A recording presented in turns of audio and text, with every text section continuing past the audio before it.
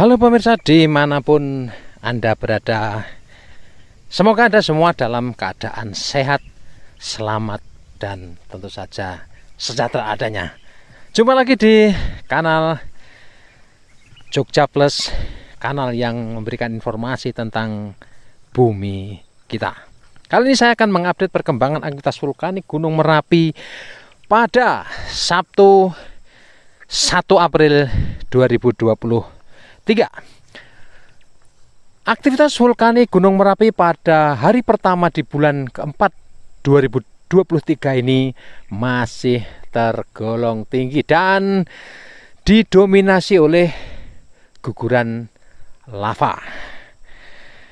Nah, pemirsa, saya juga akan mengupdate perkembangan hasil pengamatan dan analisa petugas BPTKG Yogyakarta pada periode pertama 6 jam pertama pada 1 April 2023 ini, dan tercatat terjadi 22 kali gempa guguran. Ya, jadi dominasinya masih kelihatan gempa guguran dan arahnya ini sekarang sudah mulai agak terbagi ya. Sebelumnya ini didominasi ke sektor barat daya, tetapi sebagian saat ini sudah bergeser ke arah agak ke selatan, yaitu ke hulu Kali Boyong, yang lembah Kali Boyong ini membelah antara kawasan wisata Kaliurang dan Dusun Turgo. Dan selebihnya data aktivitas vulkanik diwarnai oleh belasan kali gempa hibrid atau gempa fase banyak.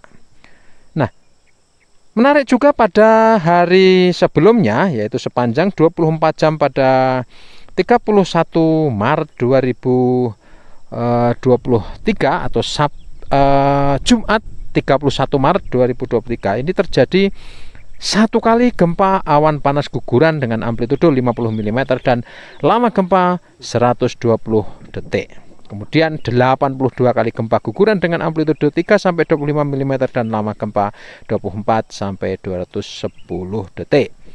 Terjadi 27 kali gempa hibrid fase banyak dengan amplitudo 3-22 mm dan durasi maksimal 7 detik.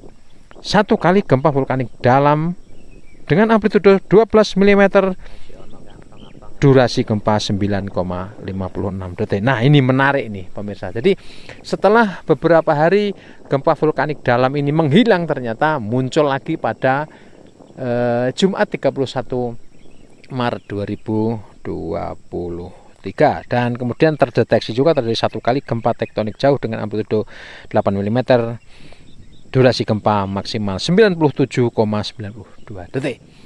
Gempa vulkanik dalam pengertian teoritis kevulkanologian ini mengindikasikan adanya pressure atau aktivitas di kedalaman lebih dari 1,5 km dari puncak Gunung Merapi. Jadi bisa jadi terjadi pergerakan magma atau naiknya magma dari dapur magma menuju ke permukaan. Dan setelah sampai di dekat permukaan, maka indikasi aktivitas gerakan magma ini akan ditandai oleh frekuensi gempa vulkanik dangkal. Nah, jadi dalam 24 jam pada Jumat itu tidak teramati atau tidak terdeteksi adanya gempa vulkanik dangkal. Gempa vulkanik dangkal itu adalah indikasi terjadinya aktivitas di permukaan dan biasanya akan diakhiri dengan proses ekstrusi atau keluarnya magma. Nah, cuaca secara umum cerah berawan dan kadang-kadang tertutupi oleh awan dan kabut, tetapi pada Sabtu pagi menjelang pukul 07.00 waktu Indonesia Barat ini puncak gunung secara visual bisa diamati secara jelas dan berkali-kali terjadi guguran, baik ketika masih gelap masih teramati ada lava pijar dan juga guguran material yang hanya menimbulkan kepulan debu vulkanik yang pada beberapa hari terakhir ini mengarah ke timur karena angin bertiup dari utara ke selatan dan barat laut ke arah timur Gunung Merapi. Pemirsa, BPTKG sampai hari ini masih menetapkan status siaga atau level 3 untuk Gunung Merapi dan Radius bahaya maksimal 7 km di sektor barat daya, 5 km di selatan, dan 3 km di arah tenggara yaitu ke Kaliworo. Bahaya utama masih tetap potensi guguran dan awan panas guguran, dan kepada semua saja diperingatkan untuk tidak melakukan aktivitas di radius yang sudah ditetapkan. Dan dalam penjelasan beberapa waktu lalu juga dikemukakan bahwa berdasarkan pemodelan atau simulasi, jika terjadi longsoran masif atau longsoran dalam skala besar di kubah lava puncak barat daya, maka radius bahaya utamanya ada di jarak 3 km dari puncak. Jadi kalau terjadi sektor kolaps di kubah lava di puncak barat daya Merapi, maka bahayanya disimulasikan hanya akan menjangkau jarak 3 km.